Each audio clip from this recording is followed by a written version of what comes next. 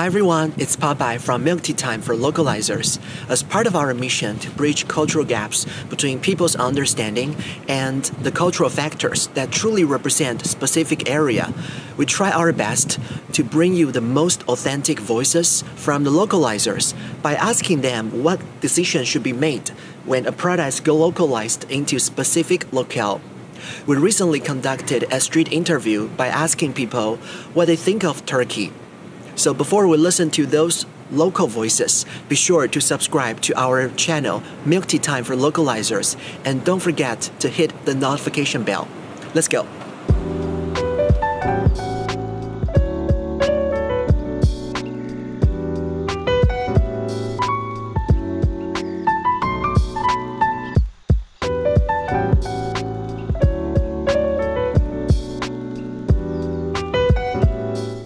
I've heard of it. I've been there when I was very young. I roughly know where it is. I could point it out on the map, but I can't tell you what it borders. Yeah, so I have a general idea of where it is. It is essentially what's connecting the Pan-Asian continent and that of Europe. So it's a gateway to both continents, make it a historically really significant trade route and also a trading post. Yes, I know it's a country in Europe. It's part of NATO. There's actually a lot of Russians there. It's a very popular place for Russians to go on a vacation, and at the moment a lot of immigrants from Russia are currently there as well. Oh yes, I heard of Turkey, yeah, because they changed their name. But I heard of Turkey and they're in Europe. Yes, my uncle is from Turkey, and so I've heard of it. I know that it is just east of Europe, right next to Greece, on the Mediterranean.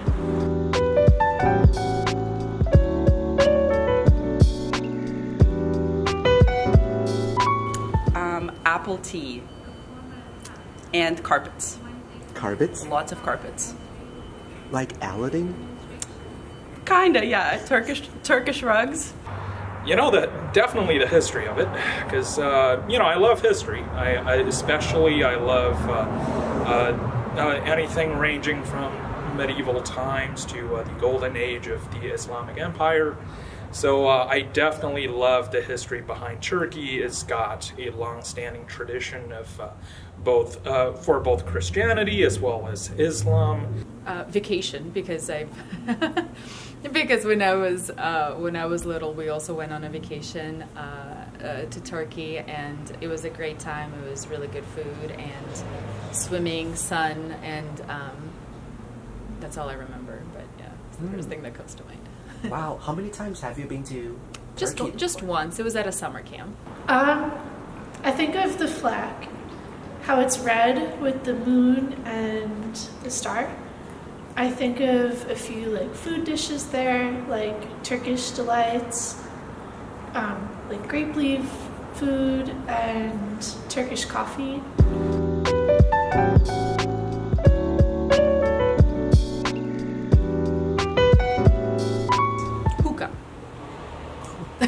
Smoking hookah. Oh, hookah. Oh, my favorite. I like it. Oh. Yeah. Something representative to Turkey. Well, I've heard a lot about Istanbul, the capital, and that it's a very lively city with a lot of beautiful, like modern places to go, as well as like old places like beautiful mosques and historic sites. Other than carpets? Probably like skewers, like meat on sticks and kebab, Turkish delights, oh my gosh, yeah. And I think they're really nice, generally. It's like very hospitable as a culture. You know, just the Hagia Sophia alone, I think, is a beautiful example of almost a snapshot of a point in time where what Turkey was versus what Turkey is now. Turkey originally used to be a part of the Byzantine Empire, which falls under Christianity. But after a regime change, due to a siege, when the fall of Constantinople, which is now Turkey, came along, they changed this beautiful cathedral from Christianity into a mosque, which added different pillars alongside of that temple.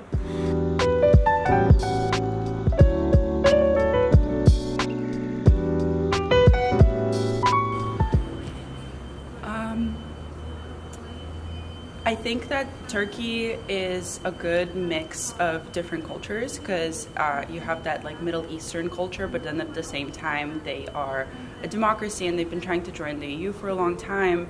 So I think that they're a good market to tap into first if you're trying to expand into the Middle East.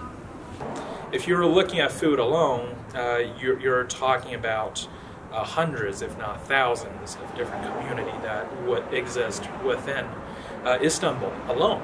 And nevertheless, the greater Turkey area, there's probably millions of different varieties of food alone that you can talk about.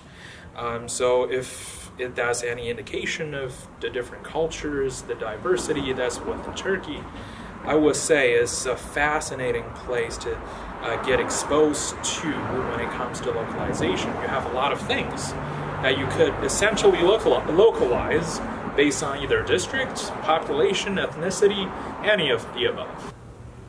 It's kind of separated into two parts, right? So one is the Greek part, and I know they're not so friendly with each other.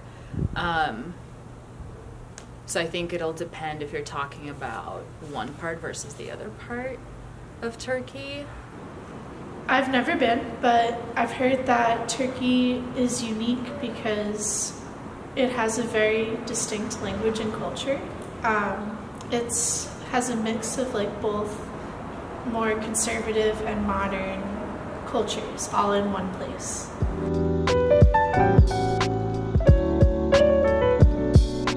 So besides our impressions of its hospitality and warmth, let's listen to the authentic voices from a very professional Turkish localization manager, Eda. Turkey is usually seen through the eyes of or lens of Islam, and sometimes companies who don't know our country very well can be overly sensitive and can generalize Turkey in terms of Islam. But however, Turkey is a secular country, and we are very used to living together with another cultures. It should be better to see Turkey through this lens. Yay! Layla, what do you think about Turkey? Layla, there are a lot of hot guys in Turkey, you know that? She does. She agrees.